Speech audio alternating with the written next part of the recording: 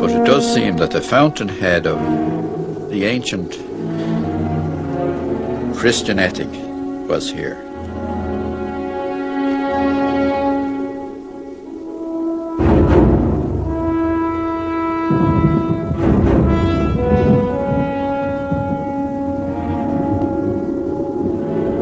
It was originally the task of each member of the order to be a compendium of all knowledge, all known knowledge.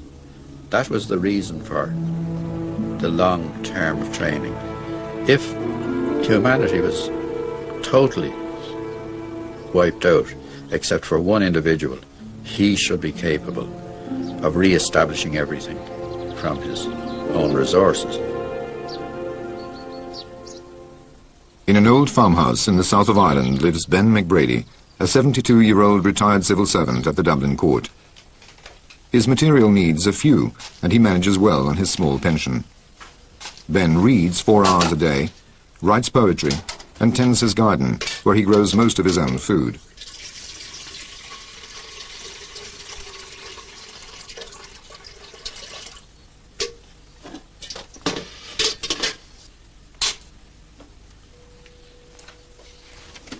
His friends call him the Druid. Many of his ancestors were Druids, but at the same time belonged to a secret order, of which Ben may be the last member.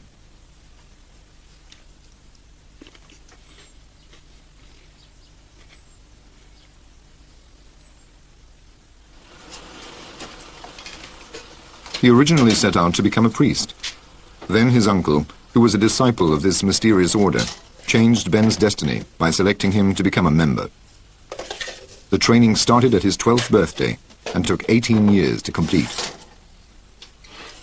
He had to develop all sorts of manual skills, in addition to studying history, law, philosophy, and poetry at Trinity College.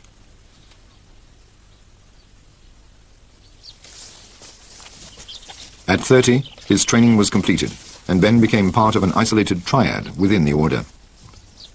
Unfortunately, the 2 other members of his triad, Milo and Casimir, died unexpectedly. So now, Ben is alone.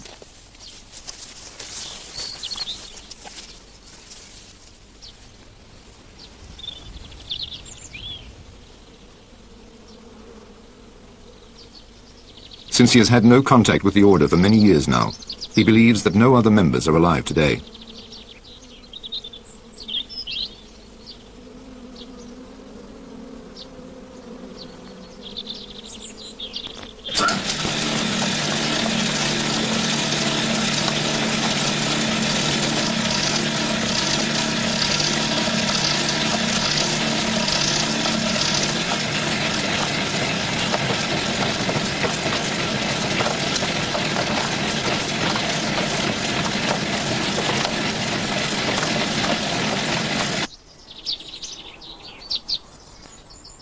Ben's story could be the final chapter in a long and fascinating history. With Ben McBrady, a tradition which has existed for 3,000 years may disappear.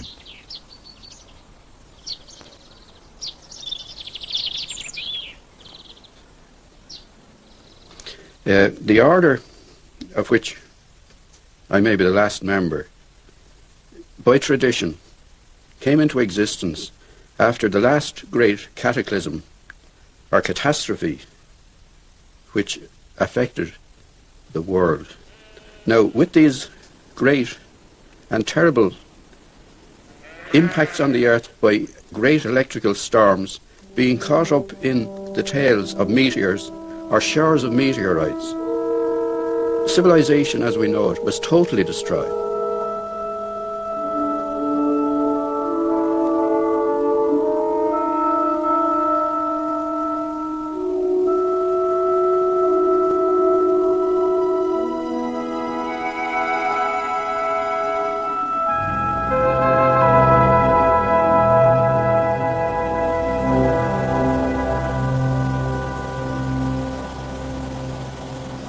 All knowledge came within the ambit of the order, but they were particularly concerned with astronomy because they had experienced so many very significant calamities.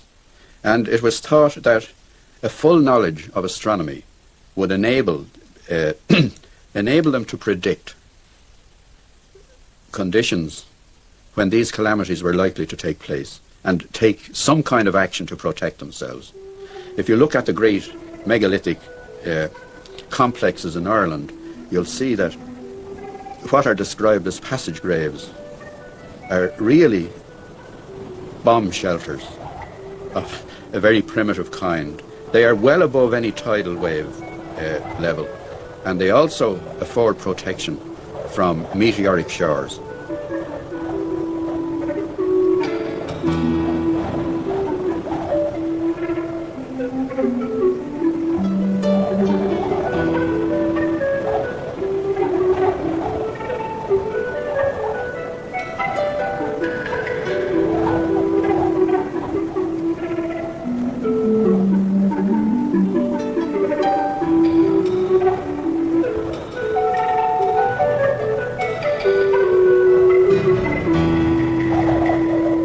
These shelters from aerial bombardment are very common, and they're well known. But what are not so well known, well, they are to archaeologists, but everywhere in the country you get souterrains, which are underground stone chambers.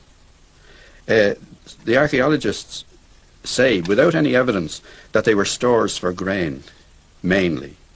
But no grain remains have been found in any of the souterrains of significance which would indicate that that was their primary function.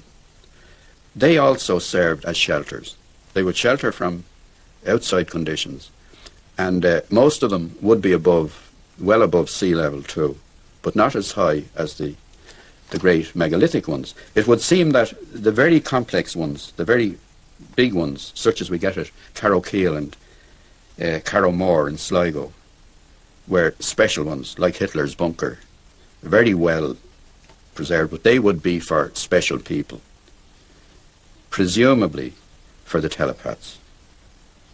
Every great civilization has a record of a period of a golden age when there was no war, no dispute, no lying. And this was attributed to the fact that language had not been discovered, and the telepathic function was the principal means of communication.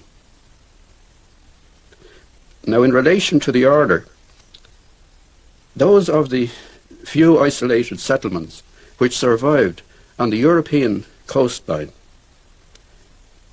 discovered that some retained the telepathic power, but most of them, because of the terrible traumas and trials they had undergone, had lost it. These isolated groups then began to migrate east, and in so doing they had to, in their isolation, develop languages as a means of communication. It does explain why disparate groups scattered all over the earth today have languages with no connection, languages which arose spontaneously. But over and above this, psychics in every community retained a telepathic capacity.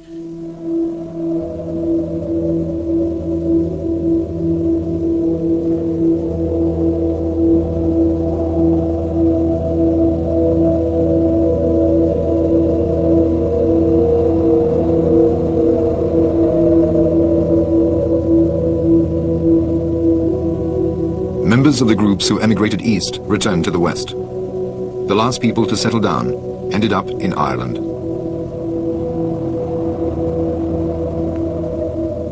By then, the remaining telepaths had formed a secret order. The order at every stage had to remain outside society, within it, but at the same time not of it. A secret order. Secrecy is not something which we think a good thing, but it is essential for survival. And as society developed, it became more and more essential for survival. The old saying is, where do you hide a pebble but on the beach? You can't keep your order secret by going off into a remote place, into a monastery, and cutting yourself off from civilization. it's essential that you interpenetrate the society. Not for any purpose of power, which is the usual aim of most secret societies, but for your own protection. And a secondary function, as far as I can see, from my knowledge of the history of the order, they tried at every stage of history to influence for the good the way history was developing. And their particular peculiar faculties gave them the capacity to do so. So they may have saved a few bad calamities in that fashion, that social calamities. The dangers were very great. The telepathic capacity is the great danger. It's the great source of danger. Kings, princes, made prisoners of telepaths to use them to interpret the thinking of those around them, to know who are their enemies, where the threats came from.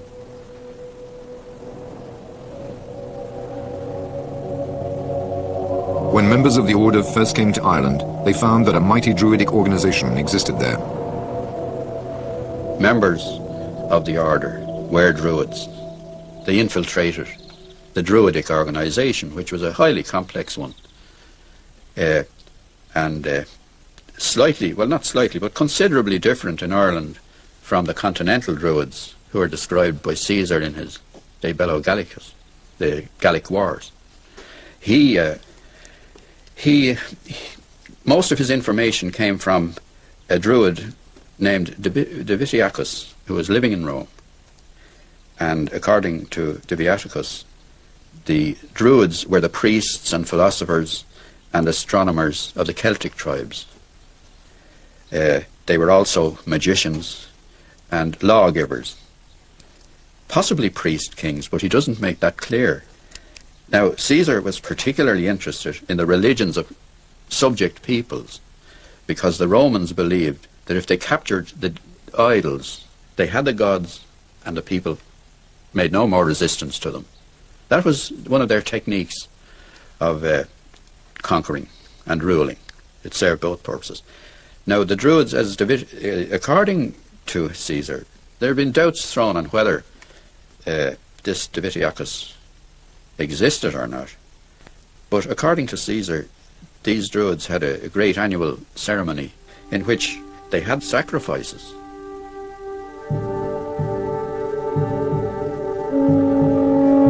Historians nowadays agree with Ben that no human sacrifices took place in Ireland. However, the Irish Druids did have their ceremonies, among which were the celebrating of Beltane at the beginning of May and Samhain in November.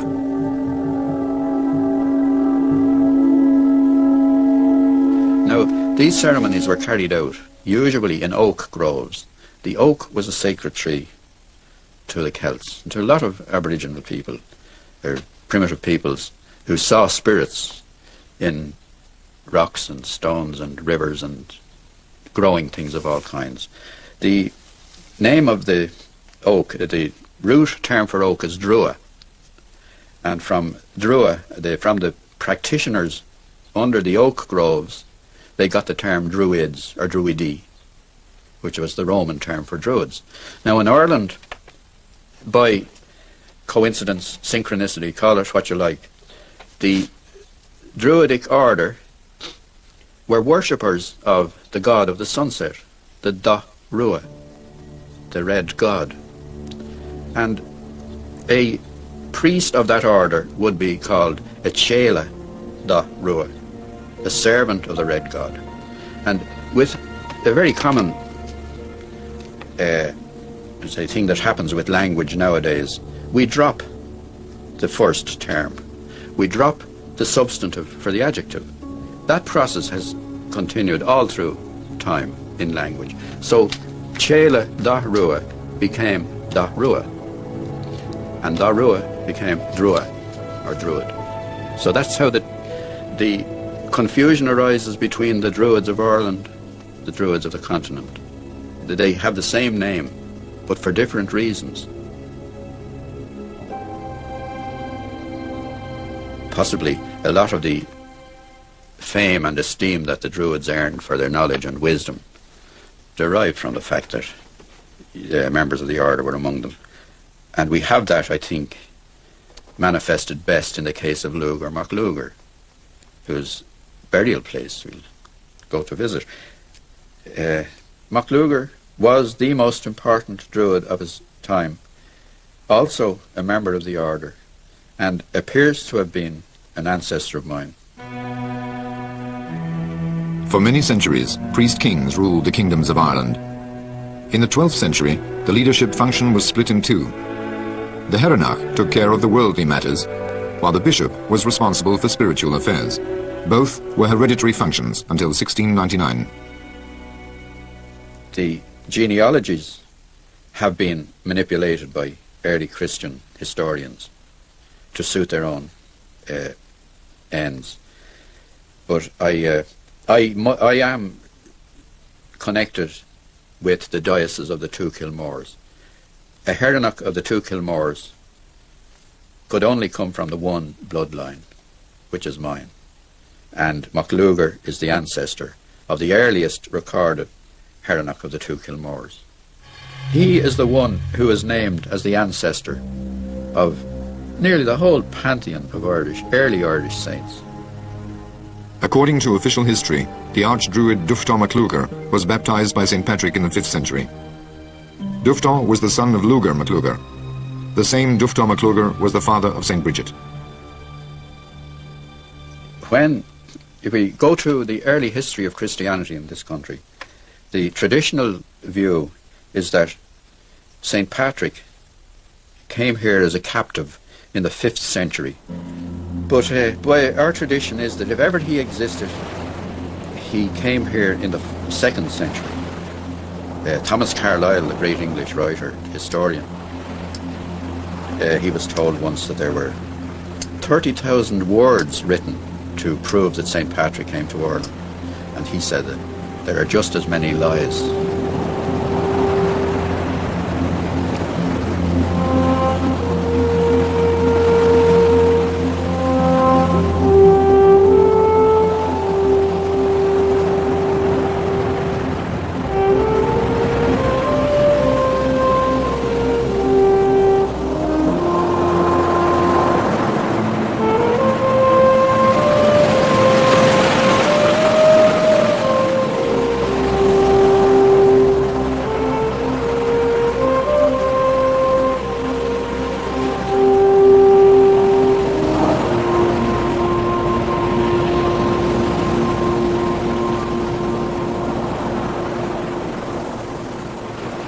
There is a great corpus of written material about St. Patrick and early Christianity in Ireland. Maybe not so well known, but it's loaded with anecdotes and tales about the interaction of the Druids with St. Patrick and his followers and the conflicts between them, and how, above all, the only one who was able to smooth over the problems was MacLugair and his descendants. And MacLugair is in the annals, which are definitive, but were altered to suit. MacLugair, with a number of other fila and scribes, was given the job by St. Patrick of transcribing, putting into writing for the first time, the traditions of the Shenchas Mór. The Shenchas Mór was the great corpus of knowledge. It's well known to modern scholars that the genealogies were meddled with. The lists of the kings were meddled with to fit in with a time scale that was wrong, and to phase out the pagan influence, which was still there, to endeavour to phase it out. So our annals start with the year 432, our written annals, which is the year in which St. Patrick is claimed to have arrived. And to me, I can see MacLugair as one of these great characters who emerge in a few generations and totally transform the character of a society. It has happened. But because of the conflicts between paganism, Christianity, he is written out of history, ultimately. I look on him as the inventor of Christianity, after St. Paul. St. Paul invented the Roman Christianity. MacLugair and his group were the philosophers who laid out the main tenets of pure Christianity.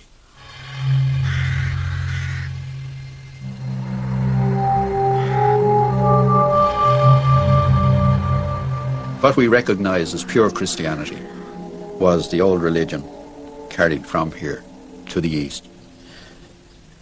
But it does seem that the fountainhead of the ancient Christian ethic was here in Killeen.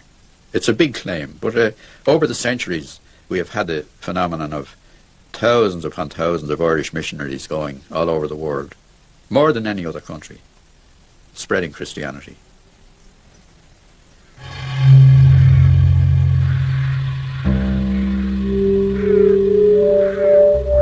Killeen is the burial place of Lugar MacLugair and his son Duftá MacLugair. The mortal remains of other druids, kings and saints are also buried here. Yet Killeen is not an Irish national monument, nor is it listed in any tourist guide. It is not even signposted. It is a secret and magical place. MacLugair and his antecedents and his successors lived in an area called Lugar in County Kildare, which in ancient times was a great marsh.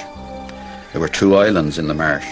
One was the settlement of the group, and the other was the temple and the burial place.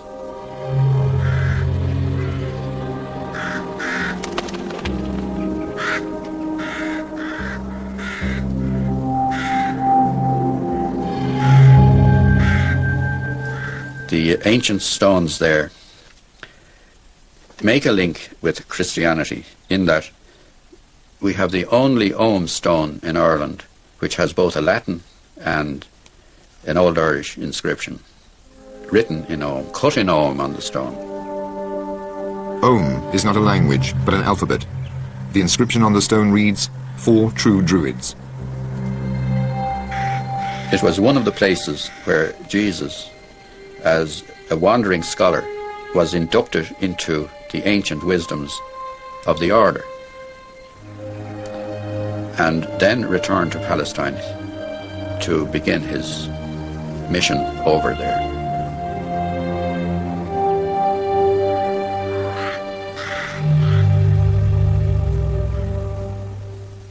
And up to the last century, a place was pointed out as the Jew's house. It didn't mean that that was simply where Jesus stayed, but that was where Jewish scholars were located. Scholars came from all over the world to ancient Ireland, and that drift continued well into medieval times. There were over 5,000 foreign students in the great school. Clonmacnoise had that number, but the more important school was in the Midlands, Clonard, St. Finian's School at Clonard. That was the school where St. Columkill was educated. But you must remember that well up into medieval times, those schools, though purporting, and monastic schools and settlements, though purporting to be Christian, were carrying on a pre-Christian philosophy, religion, observance, and were always in conflict with the Roman version of Christianity. These fundamental differences led in 1155 to Henry II getting the papal consent to invade Ireland in order to restore and safeguard proper Roman Christianity. Together with economic reasons, this resulted in nearly 800 years of British rule in Ireland. The real explanation, I suppose, is that paganism, or pre-Christian Christianity, was so well rooted here that they wouldn't allow any new form of it to come in. That's Roman Christianity. That we still carried on the ancient philosophies and beliefs, and some of the solar worship which was absorbed into Christianity. If we can't see the very early churches, but the earliest we have clearly are just small temples for solar worship. And you see it in Glendalough too, the earliest churches.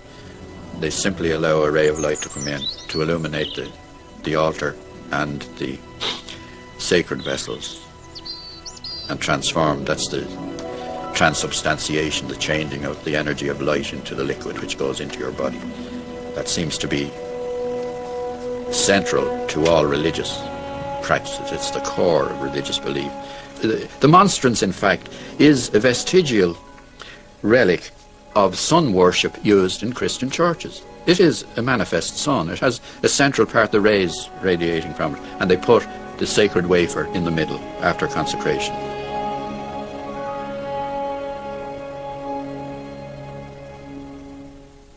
Each king had his druid, but Christianity, they were incompatible with Christianity, and they disappeared as a group.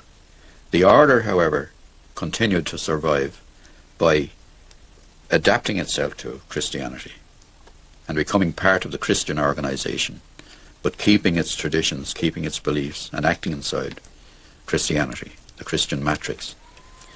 And that wasn't simply in Ireland, but all over Europe. And we find then MacLugair not only adopting Christianity, but becoming the ancestor, as the genealogy shows, the ancestor of most of the early Christian saints in Ireland, and the ancestor of the royal houses, including my own, the bishops of the Two Kilmores. Consequently, a good proportion of the order existed within monastic communities, religions of all kinds. In this country, it may have narrowed down the number in that, so far as I'm aware, the surviving members of the order had to have several primary requirements for admission. A, they had to have telepathic power. B, they had to be poets. C, they had to be of the priestly bloodline. And in ancient Ireland, the priestly bloodline was the ruling line, because it was priest kings who ruled. It's very likely that some of the very prominent and very strange religious characters in medieval times were members of the order. They did manifest the qualities of those of the order. From my study of history, that appears to me to be the case. From the 6th and up into the 9th century, there were missionaries, Irish missionaries, were keeping in contact with the continent and founding monasteries all over Europe. But these monasteries, because I think of the influence of the order, were monasteries of Pelagianism, not of the Christianity as we know it. Pelagius was eventually condemned as the arch-heretic. He was the first and the greatest heretic, according to Christian history. But in fact, Pelagianism was the ancient religion which Christ brought back, which was, I think, altered by the Romans, by St. Paul particularly, to suit the Roman imperium, so that the Catholic religion, Catholic apostolic religion, became the new Roman Empire in the 5th century after the breakup, the so-called breakup of the Roman Empire.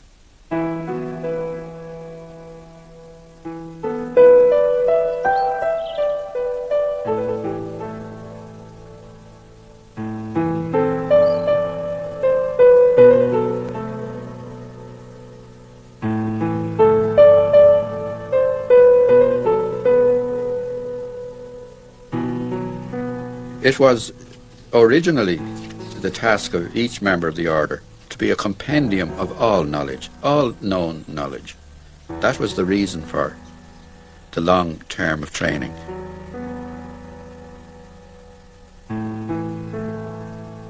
If humanity was totally wiped out, except for one individual, he should be capable of re-establishing everything from his own resources.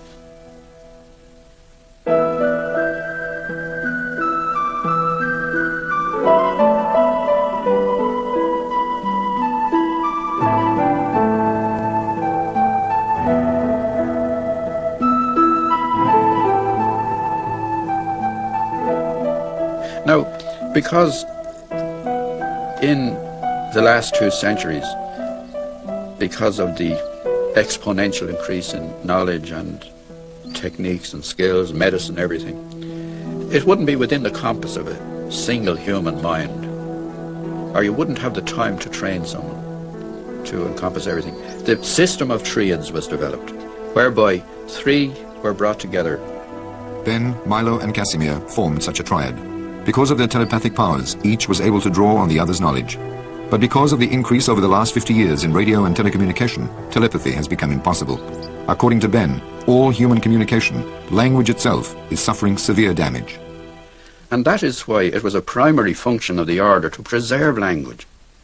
Language is a kind of magic by which we trigger off telepathic transmission of messages between us. And if you look about the world today, we are becoming more and more confused, more and more cut off from one another. We're all living in our own little realms of unknowing. This is the great dilemma of our times. We will never have an end to cruelty and war and oppression and greed and all these evils that we see bubbling all the time. This is a thing which I believe very strongly. I know it. I don't just believe it. I know it. I see it about me and I sense it. There has to be a great revolution of the spirit. Otherwise, the world is finished. It doesn't need the atomic bomb. It doesn't need any of the worst horrors of modern technology, the smart bomb, mustard gas, nerve gas. We will destroy ourselves in some other fashion. But it's essential the amnesia is got rid of, that we get back to a state of primitive thinking, clear. Technology must be brought under proper control. We, in the order, we never condemn technology because it has given great benefits to humanity. It has taken away a lot of suffering and pain in medicine, and it has enabled knowledge to be diffused much better. But at the same time, it has outstripped the development of the spirit. And then the evil side of technology. We've seen its results everywhere. So this revolution of the spirit will have to be achieved, and this time it'll have to be achieved without the help of the order. So the order has ceased, in my opinion, to have any further function in society. When people say to me, "Oh, do you not feel in despair because you think you're the last of the order?" And I quote Tennyson to them. Tennyson says, "The old order changeth, yielding place to new, and God fulfills himself in many ways, lest one good custom should corrupt the world." We must change. A new order will evolve, a new order will emerge. It's either that or total destruction. And when I say total destruction, it doesn't mean absolute annihilation, but the ending of things as we understand them.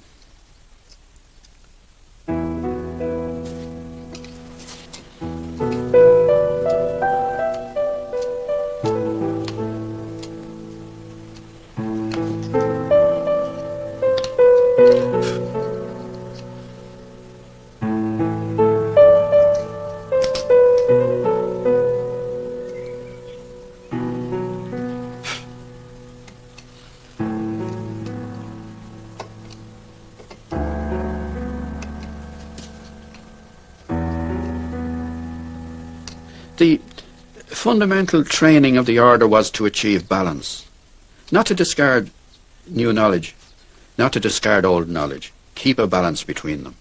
Keep a proper balance in everything. That faculty has been disturbed. Order depends on a balance of forces. You can't have a cosmos, as Einstein says, designed by an idiot. There has to be order. In fact, the meaning of cosmos is order, as against chaos, which is disorder. The balance between these two forces must be achieved. As a natural law, as a fundamental law that we know inherently, we know intuitively that that is so. I've been told this very often, and I said to myself, that if you had scoured the world for the most unsuitable candidate to be a member of the order, I was that person. so far as my mental attitudes and general disposition are concerned. That I always had within me, A, an inborn scepticism, and B, a sense of the ludicrous, which made me look on all rituals and practices as being games playing, and a carryover of and other childish attitudes into adult life. I enjoyed it and still do.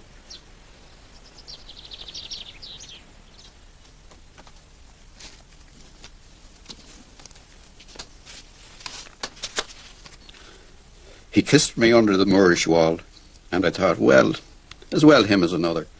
And then I asked him with my eyes to ask again, yes. And then he asked me, would I? Yes, to say yes, my mountain flower. And first I put my arms around him, yes, and drew him down to me, so he could feel my breasts all perfume, yes, and my heart was going like mad, and yes, I said yes, I will, yes.